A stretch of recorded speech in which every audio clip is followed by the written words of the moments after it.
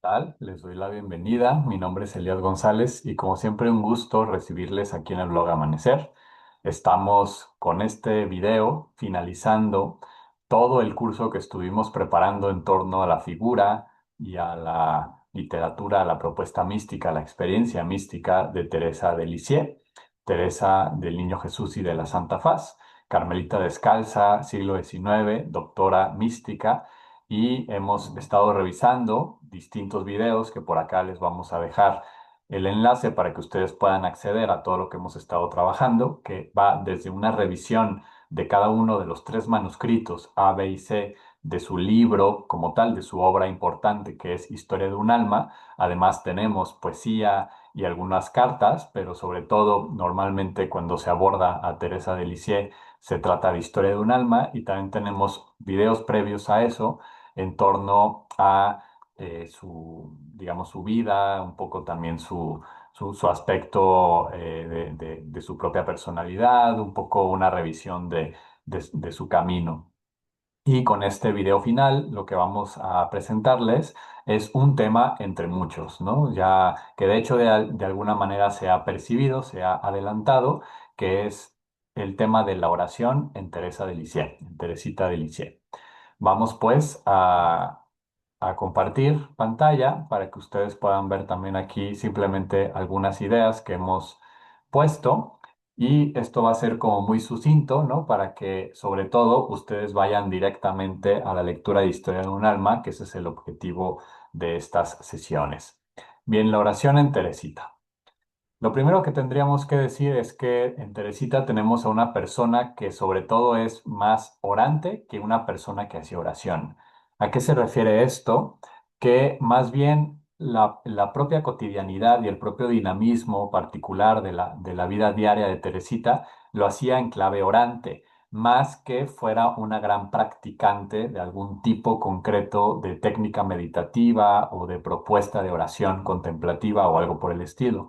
Por supuesto que en su vida del Carmelo, pues ella tenía que seguir una regla de vida, ¿no? Como Carmelita descalza, y en esa regla de vida, pues se incluía una serie de espacios litúrgicos, ¿no? Que podía ser la misma Eucaristía, la lectura de la escritura, espacios comunitarios en el coro, ¿no? Cantando, y como lo proponía también Teresa, 2 horas de oración. Esto no, digamos, lo mencionamos porque es importante, ¿no? Tener en cuenta que ella vivía, sobre todo en su etapa de Carmelita Descalza, en un marco de vida monacal, ¿no? De monja Carmelita Descalza. Sin embargo, sobre todo lo que impresiona, ¿no? de Teresita es su talante orante en la cotidianidad. Y esto se percibe ya desde antes de entrar al Carmelo, ¿no? Desde antes de entrar al Carmelo ella ya va a tener una actitud orante en la vida. Y esto recuerda a esta máxima, ¿no? De Jerónimo Nadal, este jesuita, que es el que acuña pues esta frase de ser contemplativos en la acción, ¿no? Que habla de la espiritualidad ignaciana. O si regresamos un poco más a la tradición carmelitana, pues tenemos esta pues, reflexión de Teresa de Jesús cuando habla de que Marta y María han de andar juntas, ¿no? Ante la tradicional escisión que distinguía que la vida de María, es decir, la vida contemplativa, en esta escena, por decirlo así, en donde mm, se ponía como más importante la vida contemplativa que la vida activa, o incluso hoy en día, ¿no? Que parece que se voltea la tortilla y hay como, sobre todo, pues por todo el legado de la teología de la liberación, que es importantísimo, o digamos de perspectivas religiosas que quieren estar mucho más pendientes del devenir histórico y que apuestan mucho más a la acción. Hoy por hoy es fundamental recuperar este tipo de nociones, ¿no? Una persona orante, ser contemplativos en la acción, y Marta y María han de andar juntas. Teresita forma parte de esta mística en donde vida de oración, vida comunitaria, vida personal, vida entre amigas, pues no están separadas, ¿no? Sino que tiene ella una actitud orante ante todos los aspectos de su existencia. Claro, ¿no? Ella también tiene una lectura orante de su propia vida, ¿no? Y ella, como lo mencionábamos desde los primeros videos, Teresita, según von Balthasar, va a ser una de estas místicas, una de estas santas, en donde su propia vida es el mensaje, es la obra. No es como otros que a lo mejor se traducen más como Ignacio de Loyola, con los ejercicios y la creación de la compañía, etcétera, etcétera. En Teresita lo que hay es su propio testimonio de vida como una transparencia de la obra misericordiosa de Dios. Entonces ella va a leer su propia vida en modo orante, ¿no? Va a orar su vida. Y esto es importante, ¿no? Y en Teresita la oración supera pretensiones y aterriza misiones. Esto es muy, muy fundamental porque en ocasiones la oración puede, de alguna manera, como enclaustrarnos en el mal sentido, enjaularnos en un mundo de puro interiorismo, ¿no? Que sería distinto a la interioridad, ¿no? Que es fecunda, que es habitada, que es una soledad sonora, diría Juan de la Cruz, a una especie ya de solipsismo interiorista que simplemente te enajena de la vida, ¿no? En cambio, la oración, para que realmente sea una oración, por lo menos en términos cristianos, ¿no? Una oración cristiana, tiene que ponerte los pies en la tierra, ¿no? La oración supera pretensiones, o sea, es decir, vuelve la realidad y me vuelve a nivelar a mi auténtica escala y aterrizo misión, o sea, es decir, pongo el cuerpo, hago realidad el llamado de Dios. No es una oración meramente de meterse en silencio para experimentar estados alterados de conciencia, epifenómenos psicológicos, fenómenos místicos. No se trata de eso, sino que en la oración, y por lo menos repito siempre en la propuesta de oración cristiana, la oración siempre ayuda a superar pretensiones y a aterrizar misiones. Y esto me parece fundamental porque en la vida de Teresita lo vemos muy claramente. Veamos un poquito, ¿no? De su vida. Durante su niñez, su oración era muy sencilla, ¿no? No eran oraciones muy elaboradas, ni en cuanto a oración vocal, ni tampoco oración, digamos, de orden mística o contemplativo muy elevado. Se trataba de pequeñas plegarias aprendidas en el colegio, en la familia, la mediación de la Virgen, ¿no? Que se acordarán ustedes de aquella famosa escena, ¿no? Que vimos en videos anteriores sobre la mirada, la sonrisa de la Virgen, ¿no? Cuando Teresita estaba convaleciente de una enfermedad que casi creen que iba a morir de eso, y en realidad, pues ahí su experiencia es que siente que la Virgen le sonríe y al día siguiente amanece bien, pero también pues su asistencia a distintos eventos religiosos y cómo ella va constantemente ofreciendo su corazón.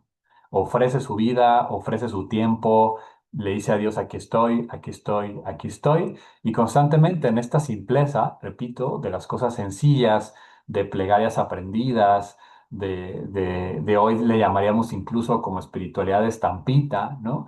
En esa sencillez, Teresita va mistagógicamente siendo preparada por Dios para una unión más profunda. Va a aprender que el camino de la santidad, el camino a la santidad está en las cosas pequeñas. Ya desde su infancia ella va a reconocer esta enorme sabiduría que a muchas personas les cuesta toda una vida captar. Y quizás no con el intelecto, ¿no? Quizás es muy fácil pronunciar las palabras de la espiritualidad de lo pequeño, de descubrir a Dios en lo pequeño, pero a nivel práctico puede ser nada más un discurso y yo continúo, ¿no? Continuamos con esta búsqueda de la espiritualidad como algo muy extrafalario, como algo muy de fuegos artificiales. Pero cuando realmente se va cayendo en la cuenta, ¿no? Que la espiritualidad es lo de todos los días, lo cotidiano, cómo ordeno mi vida, cómo camino el día a día, eso pues es una sabiduría, ¿no? Hay que saberlo no meramente con la cabeza, sino realmente experimentar esa dimensión. Y descubre Teresita a Dios en los acontecimientos de su propia vida. Esto es importantísimo porque de lo que se trata, como ya decíamos antes, una actitud orante.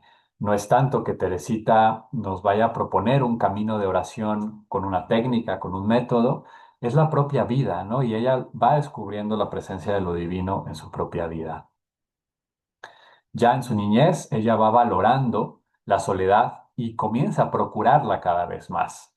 Va ella de alguna manera como buscando estos ratitos de oración, de meditación, visita alguna iglesia, contempla las imágenes Y esa sensibilidad se va haciendo cada vez más cotidiana, cada vez más parte de su personalidad, de su modo de hacerse con las cosas, de vivir el mundo.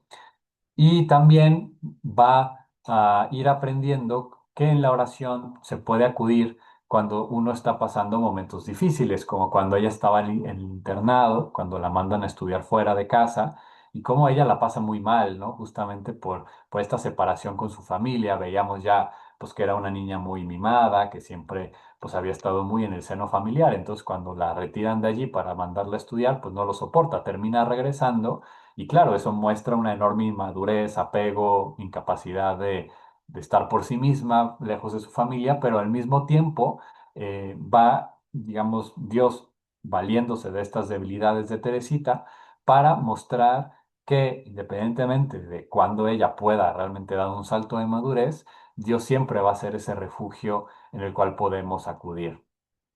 Teresita también, como en buena medida la historia de cualquier persona que vive un proceso de conversión y de oración fuerte, pues van a aparecer los famosos escrúpulos, ¿no? Que a Ignacio de Loyola casi le costan la vida, ¿no? Estuvo a punto de suicidarse justamente por la cantidad e intensidad de los escrúpulos que él experimentó en Manresa. Algo, digamos, en paralelo, distinto, pero digamos el mismo fenómeno de los escrúpulos lo va a vivir Teresita durante mucho tiempo, ¿no? Ya desde su niñez. El escrúpulo es esta noción como una culpa malsana, ¿no? Como esta noción de creerse malo, de realmente no ver la propia luz, ¿no? Y más bien pensar que todo el tiempo se está pecando, que todo el tiempo, ¿no? Incluso la enfermedad de los escrúpulos luego se traduce ya en lo concreto en una compulsión por, en ámbito cristiano, pues la confesión y estar como hablando de lo malo que es uno, etcétera. Y Teresita pues también vivió esto como parte de todo un itinerario místico que ella fue experimentando. Ahora, aquí viene como esta madurez, ¿no? De la cual estábamos hablando casi hace unos momentos, ¿no? Como Teresita, en un momento dado, ella estaba segurísima de que vivía una vida conforme a Dios. Sin embargo, en un momento dado de su niñez, también se dio cuenta que eso era una falsedad, que en realidad vivía en su egoísmo y que entonces, y volvemos a la escena del internado, ¿no?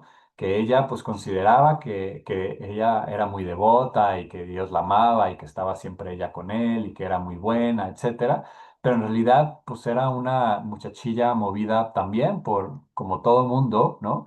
Nunca vamos a experimentar la pureza de intención ni la pureza de la voluntad ni de la caridad, pero sí podemos ser más o menos conscientes de por dónde se nos cuela ese mal espíritu, por dónde se nos cuela también nuestros desórdenes afectivos, sensuales, etcétera, emocionales, psicológicos, y Teresita logra captar que en esa suerte de seguridad que en ella creía estar, en realidad no era más que una búsqueda de sí misma, ¿no? En un sentido negativo.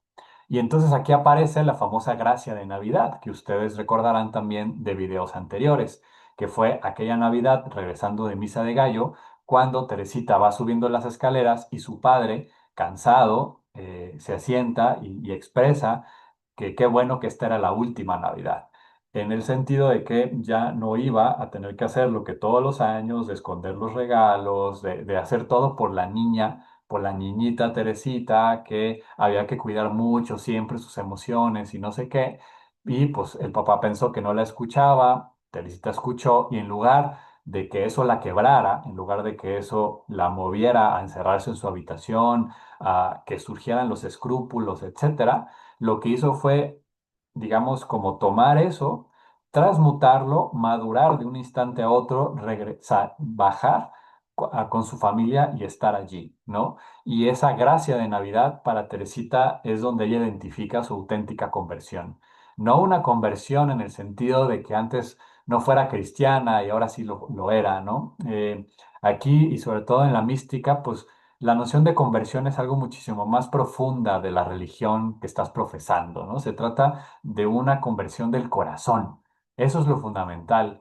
Lo vemos también en Santa Teresa de Jesús, en donde ella, ya después de más de 20 años de monja, apenas va a tener su conversión.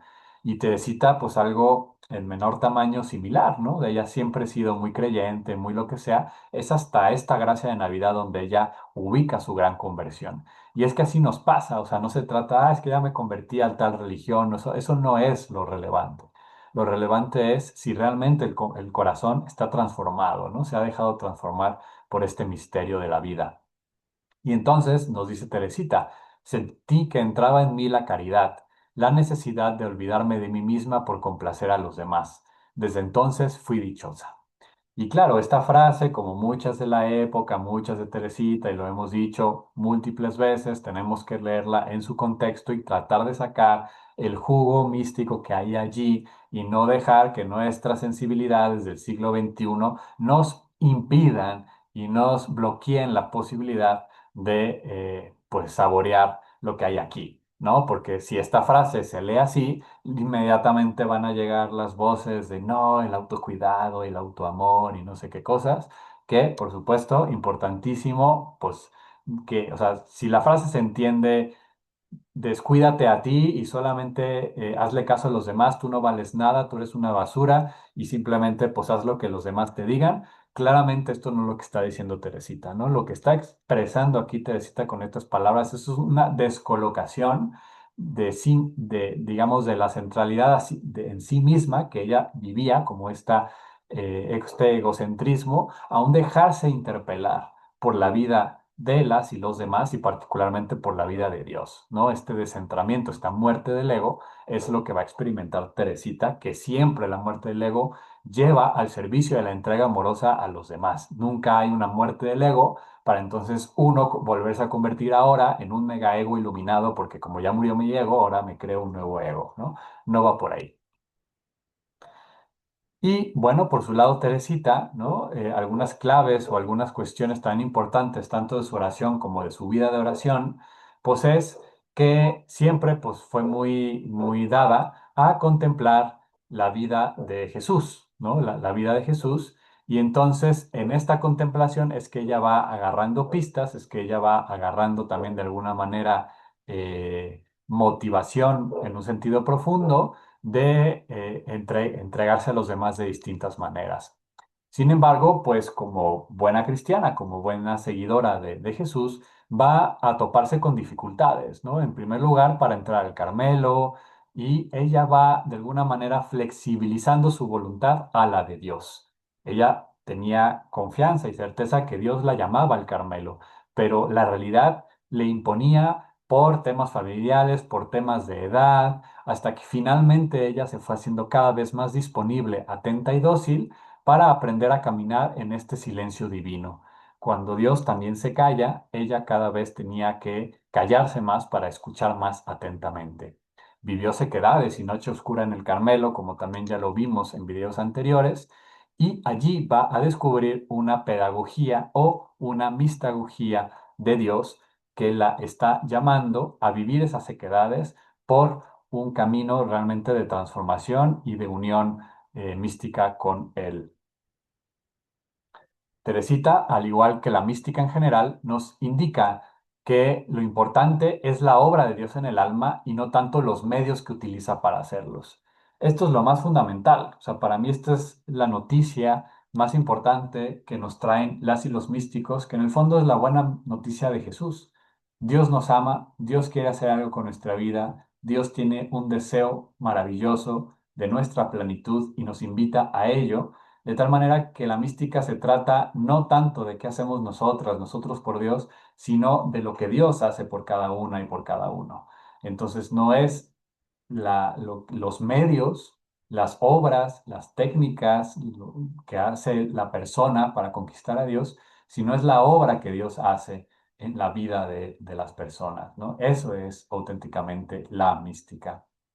Y Teresita va a transitar su vida de oración, como ya veíamos, a través de sequedades y el abandono, careciendo básicamente de experiencias sensibles y extraordinarias, pero el fruto es el mismo, amor puro por Dios.